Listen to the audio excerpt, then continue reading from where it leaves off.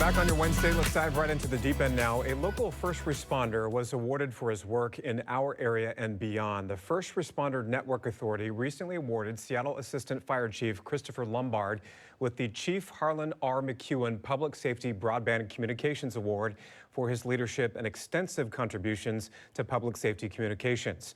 Tyrah is in the ARC Lounge this morning with Assistant Chief Lombard. Good morning. Good morning, Steve, and everyone at home. Chief Lombard, thank you so much for coming in. Thank you for having me. And congratulations on your award. Oh, thank you very much. Very exciting. We're going to talk all about it, but first off, you've been doing this important work for quite some time. You were just telling me a little over 30 years. How did you get into this industry, the industry of saving lives? So as a young kid, I started out in Scouts, and scouting at that time was very much about volunteer service and learning and solving problems and whatnot. I went to Oregon State, sorry to all the Husky fans out there, go Beavs, and volunteered with the fire department down in Corvallis, and quickly just fell in love with it. I thought, oh my gosh, there's a job out there where you can get paid to help people and solve puzzles and figure out challenges and come up with good solutions to help other people. And so it was a natural fit. You know, no disrespect to our Mariners who are having a great year and the Huskies, but one of the things that I learned right off the bat was public safety is like the epitome of team sports. So many people working together to help others and to solve these complex challenges. It does take a lot of you, absolutely, to get things done, but you're certainly living out your dreams. It has. You know, almost 30 years into it. Every day I still look forward to going to work, new challenges, phenomenal people to work with. Absolutely. It's just been a great experience. And I'm sure you face something different every single day and over the span of those decades. And aside from just serving the Seattle area, you've responded to emergencies and natural disasters all over the nation, really, including the September 11th attacks. Yes. What do those types of responses mean to you? What type of impact has that been on your life? You know, it's amazing, those national disasters, whether they're willful, like the September 11th events, or whether they're hurricanes or tornadoes, they're really the great equalizer. It doesn't matter, you know, what your education background is, what your job is, your socioeconomics. Everybody gets knocked back on their heels and needs help. And so to be able to have the training and the tools and to be able to come into those areas with the whole team and to be able to help people when they're at their worst is so rewarding. It's, you know, you see the best and the worst of people.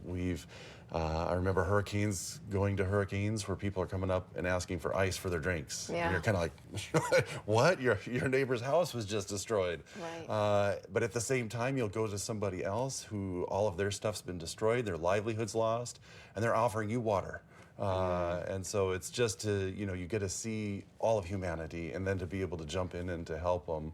I think that's why so many of us in public safety do what we do, to be able to help out. I'm sure that the job comes with some challenges as well. How do you kind of keep yourself afloat when responding to situations like that, horrible ones? It's, you know, we really rely on each other as the team. I can emphasize the team aspect enough.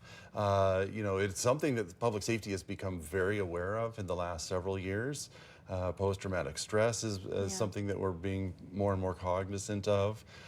So we're starting to do a lot more training. We have mental health practitioners that are helping us out with resiliency training. And when we're hiring people, you know, we try not to kind of bluff them. We tell them, you know, hey, you're gonna see some traumatic things. Yes.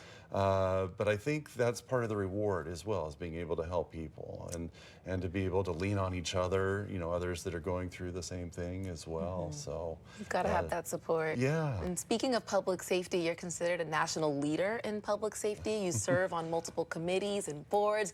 How are you helping develop new standards for emergency response communications? You know, what's so exciting about having had the opportunities to do this for so long is you get to meet a lot of people around the nation. And every community kind of has their own challenges, and they've come up with their own solutions. And so through a lot of the national efforts, what's been so exciting is to be able to take the best of the best. So, you know, what are they doing in New York that's working? What are they doing in Miami, Chicago, Houston, Los Angeles? You know, you pick your communities that are comparable to Seattle and others.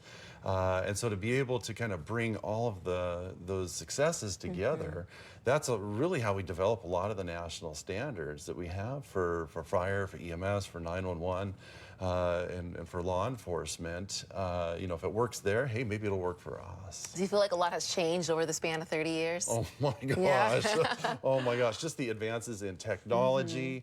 You know, we've learned so much. We continue to learn so much. You know, when I first got started, public safety was very much about just the experience. Right. You know, the crusty old fire chief, we need another fire station just because I think we do.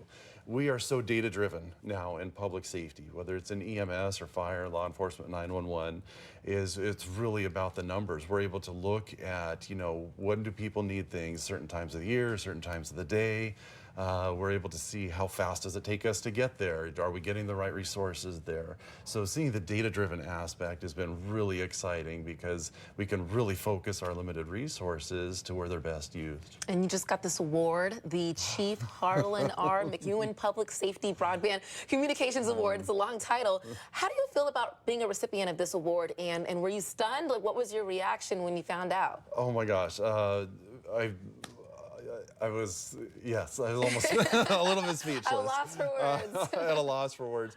Very humbled, very humbled. You know, like so many of these awards, you almost feel a little sheepish being up there because these efforts are not just you. There are so many people involved, particularly for this particular one, with furthering communications, interoperability, and public safety. It's not just me. Right. I mean, there were dozens of people that could have been up there with me or even gotten the award instead. So, you know, you're there kind of representing this huge team effort of all of these people that have been there to kind of help make things better. It's a big deal. I love seeing the video that we're showing up there on screen, and you got a standing ovation. But like you said, it is a team effort. And thank you so much for what you do for our community and for your service over the decades. Thank you. Steve, a hero here in our ARC Lounge. Oh, most definitely. You can tell he's really humbled by the award, too. Absolutely. So congratulations to him. What a cool honor.